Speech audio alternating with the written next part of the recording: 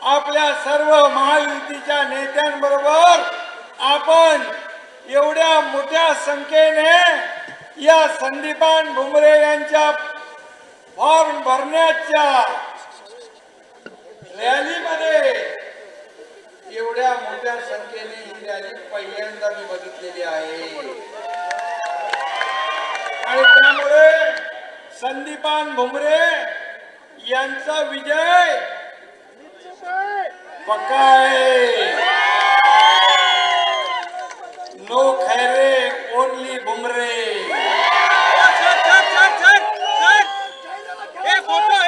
Only मामा काय मग असे म्हणत होते मामा भुमरे मामा ना. हा एकच मामा अरे एकच नाना पण आहे ना तो आपला. इकडे आपले दुसरे पण नाना आलेले आहेत आणि म्हणून आज इथल्या जनतेने नेहमी शिवसेनेवर प्रेम केलेलं आहे. धनुष्य बाणावर प्रेम केलेलं आहे. शिवसेना प्रमुखांच्या विचारांवर आपल्या छत्रपती संभाजी नगरची निष्ठा आहे आणि म्हणून एक घोषणा देऊया. छत्रपती धर्मवीर संभाजी महाराज की. धर्मवीर संभाजी महाराज की.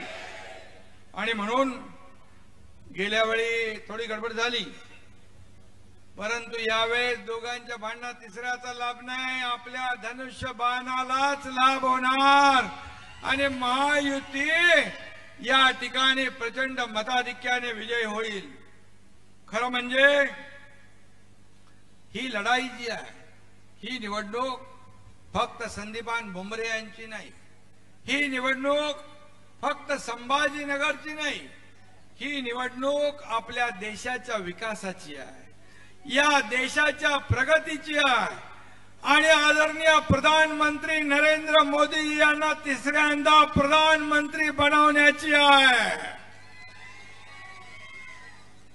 अरे जय श्रीराम. अयोध्येमध्ये राम मंदिर बनणार की नाही असे लोक टिंगल करत होते. मंदिर वही बनाएंगे, तारीख नहीं बताएंगे.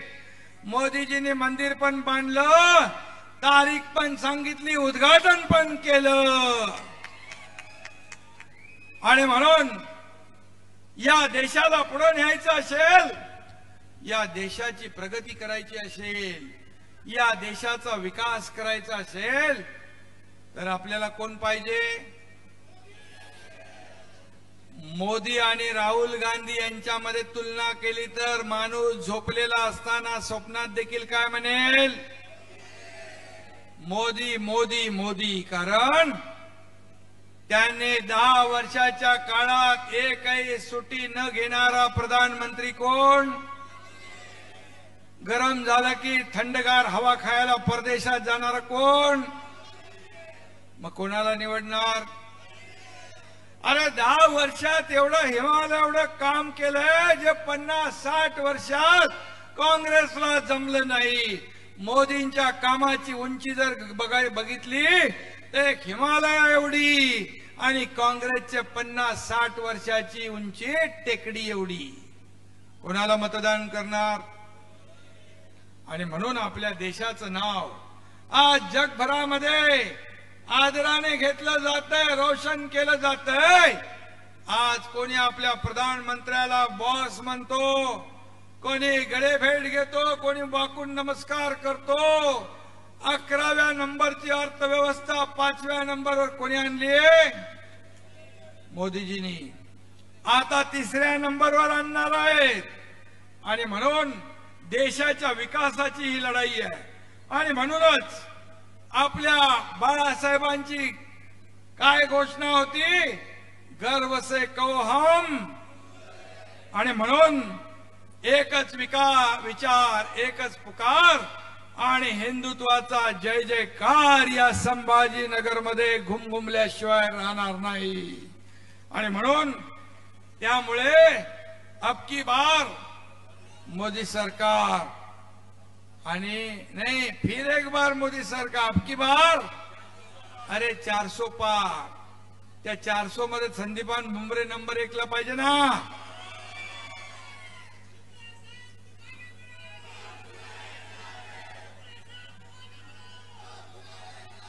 आणि म्हणून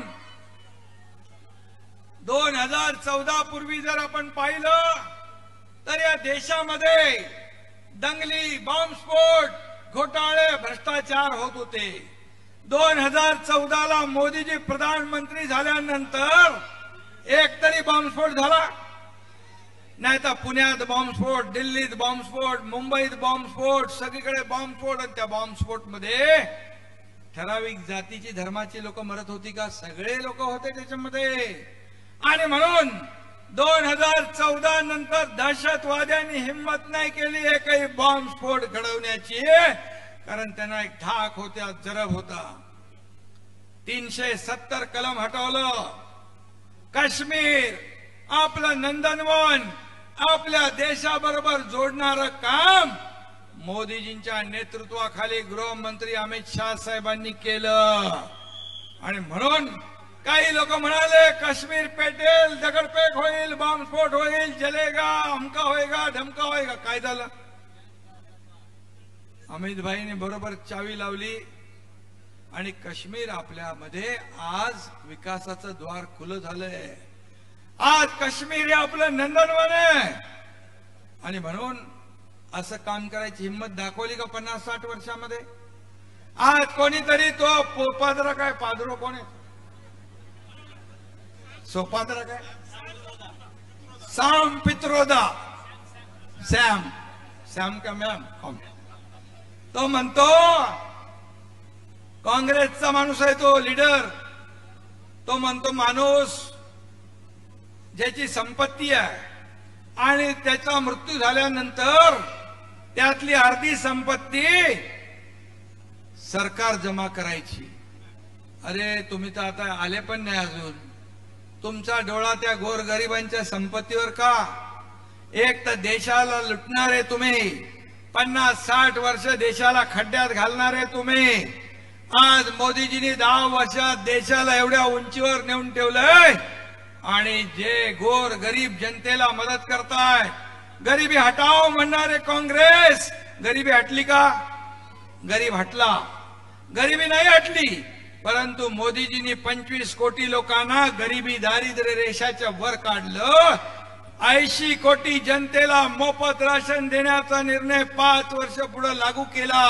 आता मला सांगा अब्दुल भाई, या 80 कोटी मध्ये फक्त हिंदू आहेत का? फक्त मराठी आहेत का? तर याच्यामध्ये हिंदू आहे, मुसलमान आहे, सिख आहे, ईसाई सगळे आहेत. गरीब आहे, त्याचं पोट भरलं पाहिजे, उपाशी राहता कामा नये. आणि म्हणून रोटी, कपडा, मकान देणारा आपला प्रधानमंत्री आहे. 2014 नंतर एकही घोटाळ्याचा, भ्रष्टाचाराचा आरोप विरोधी पक्ष लावू शकले नाहीत. असा बेदाग प्रधानमंत्री आपल्याला लाभलेला आहे. आणि समोर काय? भ्रष्टाचाराने बरबटलेले लोक. अरे प्रभाकर कुठे? अरे ते उद्धव ठाकरे बोललेत ना आपल्या मोदींच्या बद्दल, आणि जे उबाठा मोदींचं गुणगान गात होते ते जरा मी तुम्हाला ऐकवतो. एक स्टँडवर धरून चला. सगळे म्हणतात ना मोदी म्हणजे कोण आहेत, मोदी म्हणजे काय आहेत ना, मोदी समोर बसलेले आहेत. पण जर का नरेंद्र मोदी एक पर्याय म्हणून बाजूला ठेवा तुम्ही. आवाज येतोय? एक तरी लायक चेहरा काँग्रेसकडे आहे जो पंतप्रधान पदाची खुर्ची नवे मान मराठा आणि जबाबदारी सांभाळू शकेल असं देत आहे. कोणी राहिलेलं नाही. सगळे बरबटलेले आहेत. कोण कोळशात बरबटलेत, कोण टूजी मध्ये बरबटलेत, कोण कशात बरबटलेत, सगळं बरबटलेलं. तुम्ही नरेंद्र भाईंना मत देत नाही आहात, तुमच्या भवितव्याला मत देत आहात. तुमच्यासाठी तुम्ही मतदान करणार आहात.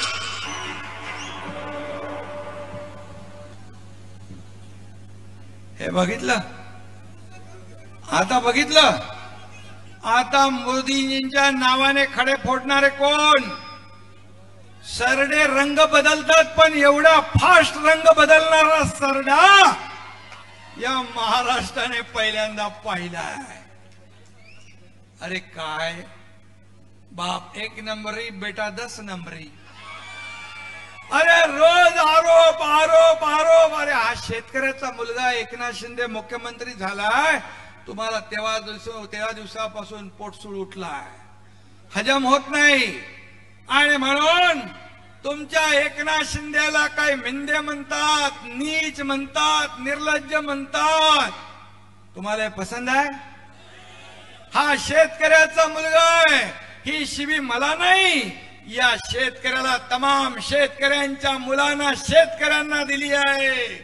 माझ्या माता भगिनींसाठी मी काम करतोय, माझ्या माता भगिनींना दिली आहे. माझा समाज बहुजन समाजाला दिलेली आहे. आणि म्हणून येत्या निवडणुकीमध्ये मी काय आरोप करायला उत्तर आरोपाने देत नाही का, आणि पोराटोरांच्या आरोपाला तर मी उत्तर देतच नाही, बघत पण नाही तिकडं. पण इथं सांगतो, येणाऱ्या निवडणुकांमध्ये या महाराष्ट्रातली जनता तुम्हाला मतपेटीद्वारे तुम्हाला घरी बसवल्याशिवाय राहणार नाही. ही काळ्या दगडावरची भगवी रेग आहे. आणि म्हणून आता घरी बसायची तुम्हाला सवय आहेच. घरून राज्यकारभार चालवायचा. उंटावरून शेळ्या हाकता येतात का? उंटावरून शेळ्या हाकता येतात? फेसबुक लाईव्ह वरून सरकार चालतं का? हा Eknath Shinde face to face लोकांमध्ये जातो, शेतकऱ्यांमध्ये जातो, बांधावर जातो, शेतीत जातो. मला म्हणतात हा हेलिकॉप्टरने जातो आणि शेती करतो. असा शेतकरी बघितलाय का? मला सांगा. जर मी महाबळेश्वरला गाडीने गेलो तर 8 तास लागतील. 8 तास त्यांना तो शौक आहे. 8 तासात मी 10,000 फाईल साईन करेल. 10,000. मला शेतीची आवड आहे, कारण शेतकऱ्याचा मुलगा आहे मी. तुम्ही शेतकऱ्याला शिव्या देताय, कामगाराला शिव्या देताय, महिला भगिनींना शिव्या. काय तुमचं चाललंय? माता भगिनींना काय काय शब्द वापरताय? ही बाळासाहेबांची संस्कृती नव्हती, बाळासाहेबांचं ही परंपरा नव्हती. बाळासाहेबांचे विचार सोडले तुम्ही, बाळासाहेबांच्या विचारांना मूठमाती दिली.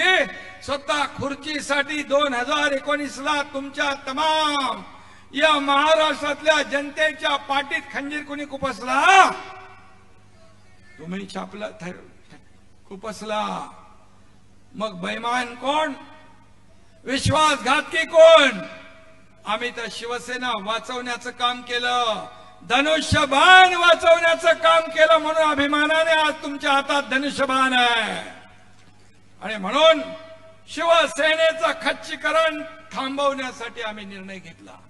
अरे मला सांगा, सरकारमध्ये असलेले मंत्री सत्तेला ठोकर मारून पाय उतार होऊन बाहेर कधी पडलेले बघितले?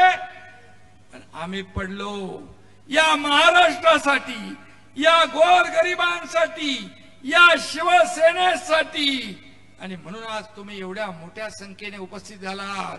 मी सांगतो तुम्हाला, जर आम्ही चुकीचं पाऊल उचललं असतं तर या संदीपान भुमरेच्या रॅलीत एवढे हजारो लोक आले असते का? महाराष्ट्रातच असं चित्र आहे. आणि त्यांना कायमस्वरूपी घरी बसवण्याचं काम या निवडणुकीत आपल्याला करायचं आहे. आणि म्हणून बाकी कोण आहेत ते ऐरे गैरे तिकडे काय बघू नका. ऐरे गैरे म्हणजे माहित आहे ना, त्यांचा इतिहास पण तुम्हाला माहित आहे. मला बोलून तोंड खराब करायचं नाही. संदीपान भुमरे एक हाडाचा कार्यकर्ता आहे, सर्वसामान्य कुटुंबातला आहे. आणि म्हणून त्याला येत्या किती तारीख आहे मतदान? 13 तारखेला धनुष्यबाणासमोरचं बटन आपल्याला दाबायचं आहे. आणि पुन्हा मोदी साहेबांना या देशाचं प्रधानमंत्री बनवायचं आहे. बाजूला जालना मतदारसंघ आपला रावसाहेब दानवे यांचं तिथं कमळ आहे. आणि म्हणून तुमचं मत, एक मत विकासासाठी, तुमचं एक मत मोदींच्या पुन्हा प्रधानमंत्री बनण्यासाठी. धनुष्यबाणावर मत म्हणजे कुणाला मिळतं? ते थेट नरेंद्र मोदीजींना. महायुतीला मत म्हणजे थेट नरेंद्र मोदीजींना. आणि म्हणून तुमच्या विश्वासावर महाराष्ट्राच्या विश्वासावर, या देशातल्या जनतेच्या विश्वासावर मोदी गॅरंटी या देशात चालते, दुसरी काही गॅरंटी चालत नाही. सगळ्या गॅरंटी फेल झाल्या. लोक आता जाहीरनाम्यामध्ये वचन देतात, इलेक्शन गेलं की म्हणतात प्रिंटिंग मिस्टेक. खरं म्हणजे जाहीरनामा काढण्याचा अधिकार, नैतिक अधिकार काँग्रेसला आहे का? खरं म्हणजे 50-60 वर्ष तुम्ही काय केलं त्याचा हिशोब द्यायला पाहिजे. तुम्ही खरं म्हणजे जाहीरनामा नाही, माफीनामा काढला पाहिजे, माफीनामा. आणि मग तो अधिकार फक्त मोदी मोदी मोदींना आहे. आणि म्हणून मी जास्त वेळ घेत नाही, तुम्ही भर उन्हामध्ये आहात. मी तुम्हाला मनापासून धन्यवाद देतो की या ठिकाणी आजच आपण भुमरे मामाच्या नावावर शिक्कामोर्तब केलेला आहे. केलं ना? 13 तारखेला काय होणार? भुमरे नाना आता दिल्लीचा रस्ता, त्यांचा मार्ग मोकळा करणार ना तुम्ही. आणि म्हणून रावसाहेब दानवे, अरे इथं दिलं ना कॅबिनेट, तर दम खा जरा. आणि रावसाहेब दानवे यांना देखील 13 तारखेला आपण प्रचंड मताधिक्याने विजयी करायचंय. ज्या ज्या ठिकाणी आपले सगळे, इथं तर आमदार 5 आमदार आपले आहेत या तुमच्या भुमरेंच्या, एक कन्नड बाकी आहे ना. कन्नड मध्ये पण आपली सगळी यंत्रणा लावा. अब्दुल सत्तार भाई आणि सगळे मंडळी, तुम्ही सगळे इथले 5 आमदार आहेत आपले, शिवसेना भाजपा महायुतीचे. आणि कन्नड मध्ये कुणाचा टांगापलटी करायचं माहित आहे ना. आणि म्हणून बाकी मी जास्त काय बोलत नाही. 2 आपले शिलेदार मोदीजींचे या ठिकाणी शिलेदार दिल्लीला आपल्याला पाठवायचे आहेत. त्यासाठी आपण सगळ्यांनी कामाला लागा. आजचा जो काही रोड शो झालाय त्यामुळे विरोधकांच्या पायाखालची वाळू सरकली आहे. त्यांनी त्यांचा